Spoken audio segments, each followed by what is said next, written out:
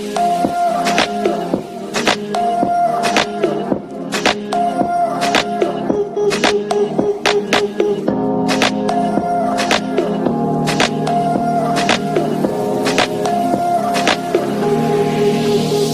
یہ احساس ہو کہ وہ خود بھی انڈیپینڈنٹ ہیں، وہ اپنے لیے کچھ کر سکتے ہیں، اور فرمز ہیں، کمپنیز ہیں، جو بھی ہیں. اس کے بعد انکریز کولیبریشن آپ کا انکریز ہو، ماڈرنائزیشن کی طرف آپ آئیں. پھر جب ہم ماڈرنائزیشن کی بات کرتے ہیں تو ہم اپنے ریلیجن کو اٹیک کرتے ہیں. ریلیجن کو اگر ماڈرنائزیشن کا مطلب یہ نہیں ہوتا کہ آپ ریلیجن وائز ماڈرنائز ہو جائیں. ریلیجن آپ کو اس قسم کی کسی بھی ایکٹیویٹی سے، بلکہ ہمارا اگر مذہب اسلام کی بات کریں تو وہ تو ہے ہی نہیں نا. وہ کسی بھی جیوگرافیکل پوزیشن کا قائل نہیں ہے، وہ کسی بھی رنگ و نسل کا قائل نہیں ہے. وہ یہ کہتا ہے کہ پوری دنیا کے مسلمان جو ہیں وہ ایک امت مسلمہ ہے، اور تمام دنیا کی انسانیت جو ہے وہ انسان بحیثیت انسان، مطلب وہ رائٹ رکھتی ہے. وہ اپنا ایک خدا کی طرف سے، ایک اللہ تعالیٰ کی طرف سے وہ رائٹ لائی ہے. بلکہ وہ اسلام تو یہ بھی کہتا ہے کہ انفیکٹ کہ جتنے بھی لوگ پیدا ہوتے ہیں وہ سب فطرت خداوندی پہ پیدا ہوتے ہیں. یہ اس کے ماں باپ ہیں جو اس کو جو ہے وہ دوسرے مذاہب کی طرف لے کے آتے ہیں. تو اسلام، جب ہم ماڈرنائزیشن ایک ورڈ یوز کرتے ہیں تو اس کا مطلب یہ نہیں کہ ہم اسلامک پوائنٹ آف ویو سے اس پہ ہم اس کے پریکٹسز پہ اٹیک کرنا شروع کر دیں. نہیں، آپ اپنا ماڈرنائزیشن کا مطلب یہ ہے کہ آپ ہیومن بینگز کو فیسیلیٹیٹ کریں، مسلمس کو فیسیلیٹیٹ کریں. ٹھیک ہے نا. اس کا مطلب یہ ہوتا ہے. ماڈرنائزیشن کا مطلب یہ نہیں ہے کہ آپ اپنی اسلامک پریکٹسز کو کٹ ڈاؤن کرنا شروع کر دیں، اس کو یہ کہیں. ٹھیک ہے. اس کے بعد ہے ڈیولپمنٹ، ٹیکنالوجیکل ایڈوانسمنٹ. اس کے بعد آگے 7th فیچر ہے اکنامک ریفارمز. اکنامک ریفارمز یعنی کہ ایسے ریفارمز لائی جائیں جو کہ ٹریڈنگ کو یا اکنامک بینیفٹس کو، فری انٹرپرائزز جو ہیں وہ آپ کو فراہم کریں. ایگزامپلز میں اگر ہم دیکھ لیں، اکنامک گلوبلائزیشن آ جاتی ہے is the development of the trade system within the transactional actors such as cooperation of NGOs. ٹھیک ہے. فائنینشیل گلوبلائزیشن آ جاتی ہے. فائنینشیل گلوبلائزیشن کا مطلب یہ ہے کہ جو انٹرنیشنل جو فارن ایکسچینج ہے ان کا ایزیلی ایکسچینج آپ کو اویلیبل ہے. ٹھیک ہے. کلچرل گلوبلائزیشن میں یہ ہے کہ انٹر پینیٹریشن آف کلچر، یعنی کہ کسی بھی کلچر کی کوئی اچھی بات ہے وہ آپ اسے اڈاپٹ کر سکتے ہیں. اور پولیٹیکل گلوبلائزیشن، اور ایسا ہے بھی، میں نے جیسے کہ بتایا کہ جن ممالک میں زیادہ تر وہ ٹورسٹ کنٹریز ہیں ان کے کلچر میں بھی اچھے خاصے چینجز آئی ہیں، اڈیپٹیشن جو ہے وہاں پہ دیکھنے کو ملی ہیں.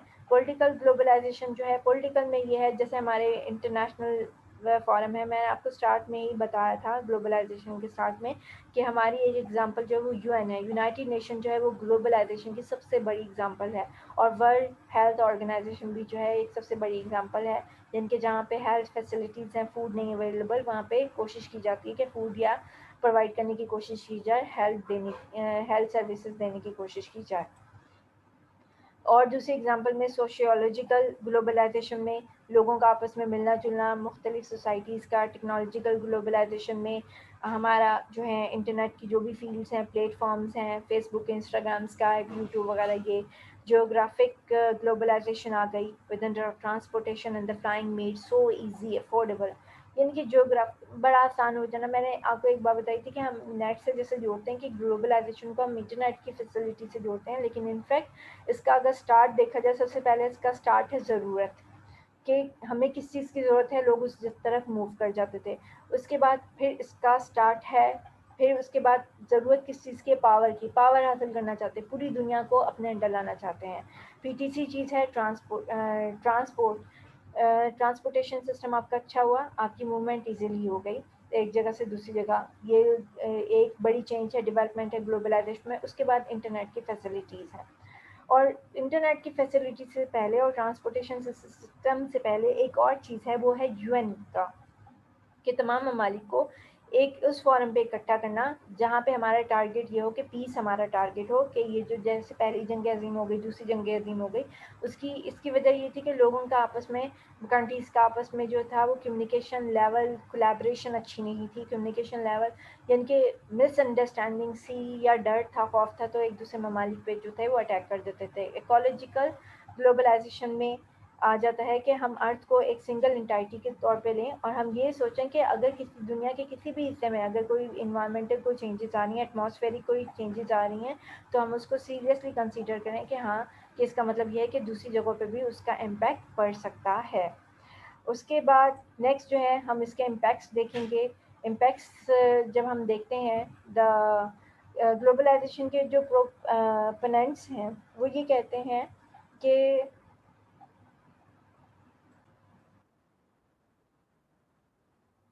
اب ہم یہاں پہ یہ چیز ڈسکس کریں گے کہ جو پروپوننٹس ہیں گلوبلائزیشن کے وہ یہ کہتے ہیں کہ گلوبلائزیشن ایک ایسی ٹرم ہے جو جو ہر پرسپیکٹو میں کام کرتی ہے، جس کا مقصد جو ہے وہ آپ کی انکم کو انکریز کرنا، آپ کے نالج کو انکریز کرنا، آپ کی ٹیکنالوجی جو ہے اس میں آپ کو ہیلپ آؤٹ کرنا ہے، آپ کو ٹیکنالوجی فراہم کرنا ہے، کنزپشن جو ہے پاور کی کنزپشن جو ہے، لیونگ اسٹینڈرڈ، یعنی کہ جہاں پہ اگر کوئی پاور نہیں ہے، جیسے آئل فیسلٹی اگر کسی جگہ پہ نہیں ہے تو دوسرے ممالک سے ٹریڈنگ کر کے آئل حاصل کر لیں، الیکٹریسٹی نہیں ہے، گیس نہیں ہے، تو دوسرے ممالک سے جو ہے وہ یہ سروسز حاصل کر سکتے ہیں۔ لیونگ اسٹینڈرڈ آپ کا اچھا ہو، پولیٹیکل آئیڈیاز جو ہیں ان تمام میں جو ہے مطلب ایسے پولیٹیکل آئیڈیاز ہوں جو کہ واقع میں ہیومن بینگز کے لیے جو ورکیبل ہوں، ان کی پبلک کے لیے ورکیبل ہوں، اور اکانومیز کی انٹیگریشن جو ہے اس سے اکنامک گروتھ بڑھتی ہے، ویلتھ بڑھتی ہے، اور لوگ جو ہیں وہ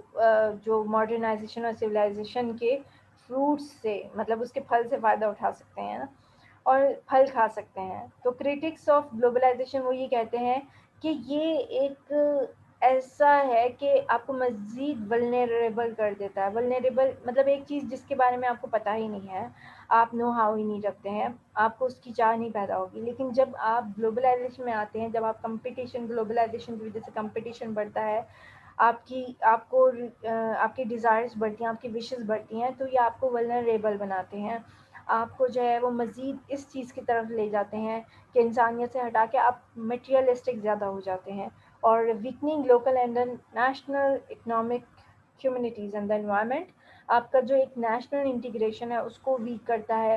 مطلب آپ اپنے ملک کے بارے میں نہیں سوچتے، آپ جو ہے صرف اپنے بارے میں انڈیویجولی آپ سوچنا شروع کر دیتے ہیں، اور اس کے امپیکٹس جو ہیں پھر ہم یہ دیکھتے ہیں کہ اکنامیکلی اس کے امپیکٹس کیا پڑتے ہیں گلوبلائزیشن میں۔ آپ اس کو ہم نے جو پچھلی ساری ڈسکشن کی ہے اس سے آپ انالائز کر سکتے ہیں۔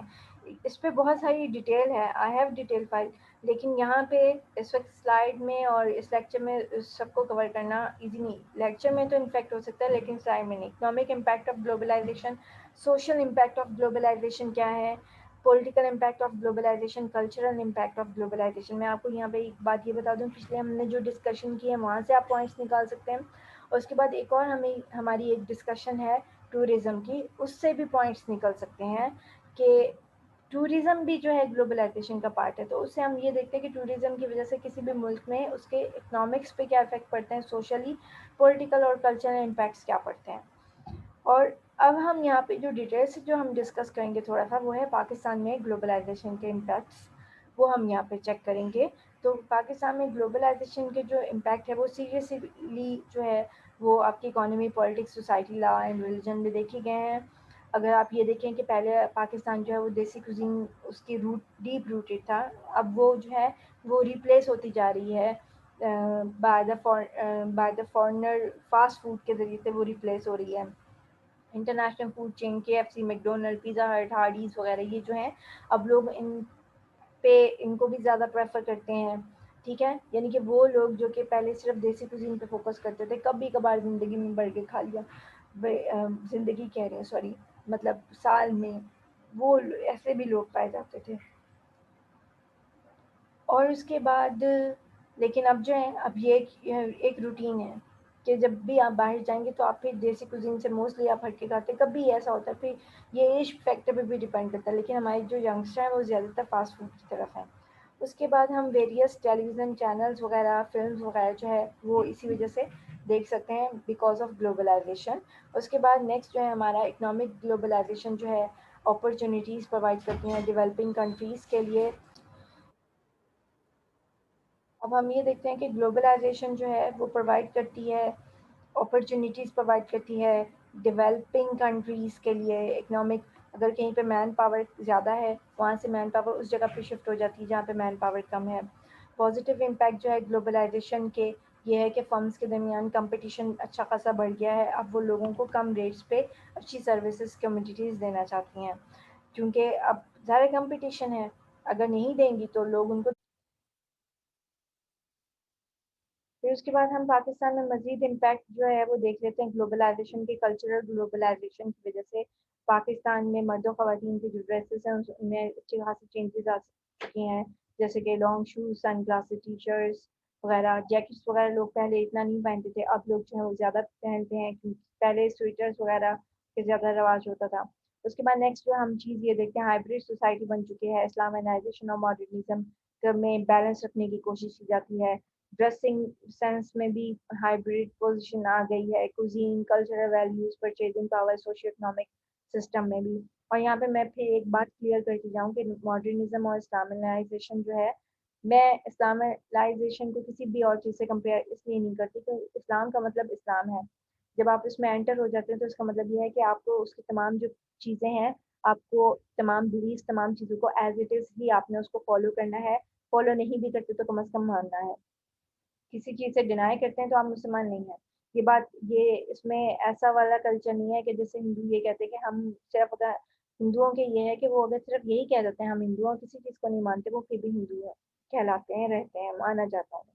لیکن اسلام میں ایسا نہیں ہے کہ آپ اپنی مرضی سے کسی چیز کو آپ ڈینائی کرتے ہو کسی چیز کو آپ کہو کہ نہیں ہاں یہ ٹھیک ہے اس چیز کو میں نہیں مانتا تو وہ بندہ مسلمان نہیں ہے. تو ماننا یہ بات جو ہے جب کوئی بندہ کسی چیز کو اوکے مانے گا کہ ہم اس چیز کو بلیو رکھتے ہیں تو اس کا مطلب یہ ہے کہ کبھی ایسا وقت ضرور آئے گا وہ پریکٹس کر سکے. کسی چیز کا منکر ہونا انکار ہونا جو ہے یہ شرک ہے. اچھا اس کے بعد نیکسٹ جو ہے اب ہم گلوبلائزیشن کا جو بیسک ہمارا وہ جو تھا وائی گلوبلائزیشن از بیڈ. اب جب ایسے آتا ہے ہمارا ایسے کا جو ٹاپک تھا وہ تھا پروس اینڈ کونس آف گلوبلائزیشن. جب ہمارا ایسے آتا ہے تو ہمارا زیادہ تر فوکس اس چیز پہ ہوگا. ٹھیک ہے نا. پروز کیا ہے اس کے کونس کیا ہیں. تو اب ہم اس کی بیڈ چیزیں دیکھ سکتے ہیں. اس کی ویسے ڈیٹیل بھی ہیں ڈیٹیل ہیں تو صحیح لیکن میں یہاں پر ان تمام جیسے کہ میں نے آپ کو بتایا سلائڈس میں کافی ساری ایسی چیزیں ہیں جو ایڈ نہیں ہو سکتی جو ڈسکس نہیں ہو سکتی. تو لیکچر میں پھر بھی ڈسکس ہو سکتی ہیں لیکن سلائڈس میں آپ ان چیزوں کو ایڈ نہیں کر سکتے. ہوموجنائز پہلے ہم یہ دیکھ لیتے ہیں ہوموجنائز تھا ورلڈ کلچر ہوموجنائز ہو چکے ہیں. اب کسی کی اپنی کوئی ایسی کوئی ڈگنیٹی اتنی رہی مطلب انٹیگریٹی ایک جو اپنا ایک جو انفرادیت ہے وہ نہیں رہی. اور اس کے بعد economic negative effects of globalization. The negative effects of the globalization on the environment, matchless competition, employment issues, exploitation, useless information, less practical ہے. مطلب ہم کہتے تو ہیں کہ گلوبلائزیشن جو ہے اسے فائدہ اٹھانا چاہیے لیکن یہ لیس پریکٹیکل ہے. مطلب گلوبلائزیشن سے فائدہ اٹھانے کے لیے آپ کے پاس پیسہ ہونا چاہیے. Sharing of technology trade deficit. Sharing of technology اب ٹیکنالوجی شیئر ہوتی ہے اس کو وہ بیڈ اس میں بھی لے رہا ہے کہ آپ کی ٹیکنالوجی شیئر ہوتی ہے. جب آپ کی ٹیکنالوجی شیئر ہوتی ہے تو اس سے آپ لوگوں کو ولنریبل بھی بناتے ہیں. ایکسپلائٹیشن بھی زیادہ ہوتی ہے. Tax exploitation social injustice political influence not worldwide. Actual ہم اس سے ورلڈ وائڈ کہتے ہیں لیکن یہ ہے نہیں ہے. اس سے کچھ ممالک کو زیادہ فائدہ ہوتا ہے کچھ ممالک جو ہے وہ اور ڈپریویشن کی طرف چلے جاتے ہیں. اس کے بعد ہے spread of diseases exploitation of labour economic tsunami.